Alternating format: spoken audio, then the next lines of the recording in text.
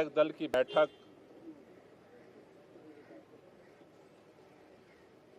बुलाई गई थी, जिस बैठक में दिल्ली के अगले चुनाव तक मुख्यमंत्री की जिम्मेदारी सर्वसम्मति से आतिशी जी को दी गई है। ये जो जिम्मेदारी दी गई है, आप सब जानते हैं कि एक विषम परिस्थितियों में ये जिम्मेदारी देनी पड़ी है, क्योंकि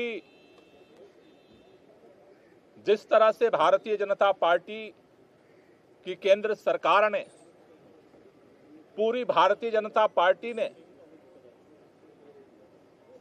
देश के माननीय प्रधानमंत्री जी ने षड्यंत्र करके, एजेंसियों का दुरुपयोग करके आम आदमी पार्टी को खत्म करने का, दिल्ली की सरकार को, देश के अंदर जिस तरह से सरकारों को तोड़ा गया उसी तरह से दिल्ली की सरकार को भी तोड़ने का जिस तरह से अभियान चलाया, उन सभी अभियानों को फेल करते हुए आम आदमी पार्टी ने अपनी एकजुटता को, विधायकों की एकता को, सरकार की स्थिरता को और सरकार के कामों को जारी रखा। इन्होंने ये कोशिश की कि अरविंद केजरीवाल जेल के अंदर इस्तीफा दे दें और सरकार को गिराया जा सके,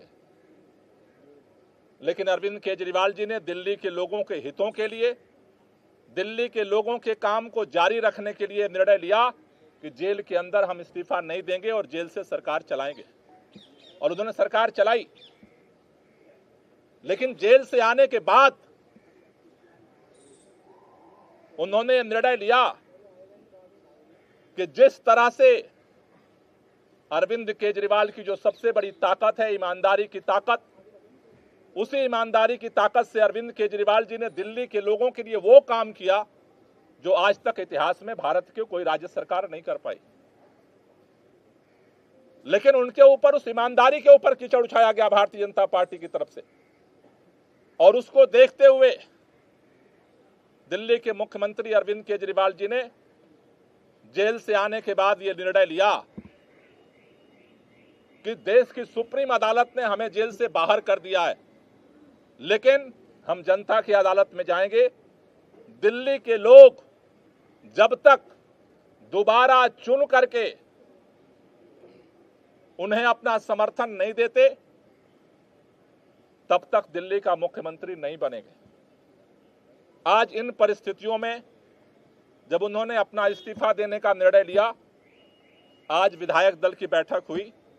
विधायक दल की बैठक में सर्वसम्मति से निर्णय हुआ है कि अगले चुनाव तक हम चाहते हैं कि ये चुनाव अक्टूबर-नवंबर में कराए जाए, जल्द से जल्द कराए जाए। जब तक चुनाव नहीं होता है, अरविंद केजरीवाल जी को प्रचंड बहुमत से जनता दिल्ली का मुख्यमंत्री नहीं बनाती है, तब तक के लिए आतिशी जी को दिल्ली के मुख्यमंत्री के रूप में जिम्मेदारी निभाने के लिए प्रस्ताव सर्वसम्मति से पारित हुआ है। आतिशी जी को दो जिम्मेदारी मुख्य तौर पर सभी विधायकों की तरफ से दी गई। पहला, कि दिल्ली के 2 करोड़ लोगों के साथ मिल करके भाजपा के सारे रुकावटों के बावजूद हम काम जारी रखेंगे, और दूसरा, भारतीय जनता पार्टी अरविंद केजरीवाल के नेतृत्व में दिल्ली के लोगों को जितने काम किए गए उन सबको रोकना चाहती है। फ्री बिजली रोकना चाहती है, फ्री पानी रोकना चाहती है, स्कूलों को खराब करना चाहती है, मोहल्ला क्लिनिक बंद करना चाहती है, महिलाओं की यात्रा को रोकना चाहती है, बुजुर्गों की तीर्थ यात्रा को रोकना चाहती है। अभी हमने देखा बुजुर्गों की पेंशन रोक दिया 5 महीने तक। दूसरी जो जिम्मेदारी उनको दी गई है कि भारतीय जिम्मेदारी है संघर्ष को जारी रखना, भाजपा के नेताओं से, भाजपा की सरकार से, भाजपा के षड्यंत्रों से दिल्ली के जनता के कामों को सुरक्षित रखना, उसकी रक्षा करना, इन दो जिम्मेदारियों को लेकर के नई सरकार का गठन होगा। 4:30 बजे मुख्यमंत्री जी अपना इस्तीफा देने के लिए उपराज्यपाल के पास जाएंगे और उसके बाद नई सरकार बनाने की दावेदारी विधायक मंडल दल की तरफ से प्रस्तुत की जाएगी। दोनों काम एक ही साथ होगा क्या? उसी समय दावा पेश होगा नई सरकार बनाने का? पहले मुख्यमंत्री जी अपना इस्तीफा देंगे और उसके बाद जो विधानमंडल दल का जो प्रस्ताव है नेता चुनने का, वो दावेदारी का प्रस्ताव रखा है। सवाल ये है कि जब अरविंद जी इस्तीफा देने जाएंगे, उसी दौरान इस्तीफा देने के साथ ही में आदित्य जी का नाम का भी वहीं पर प्रस्ताव किया जाएगा या फिर अलग के बाद में फिर वो प्रक्रिया होगी? देखिए, ये दोनों प्रस्ताव अरविंद केजरीवाल जी पहले अपना इस्तीफा देंगे और इस्तीफा देने के बाद जो नई सरकार गठन की दावेदारी है वो भी प्रस्तुत की जाएगी।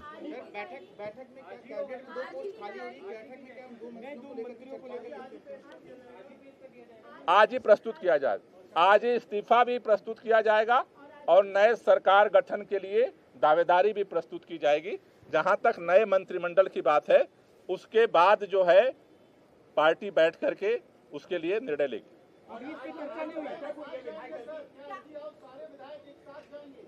प्रतिनिधिमंडल जाएगा। आज जो विधायक दल की बैठक हुई है उसमें जो है जो नई कैबिनेट को लेकर भी कुछ चर्चा हुई है? अभी आज जो विधायक दल का नेता चुना गया है उस दावेदारी को उप राज्यपाल के पास प्रस्तुत किया जाएगा। कैबिनेट का फैसला बाद में किया जाएगा। Thank you. चलिए सर, चलिए बस अमित भाई।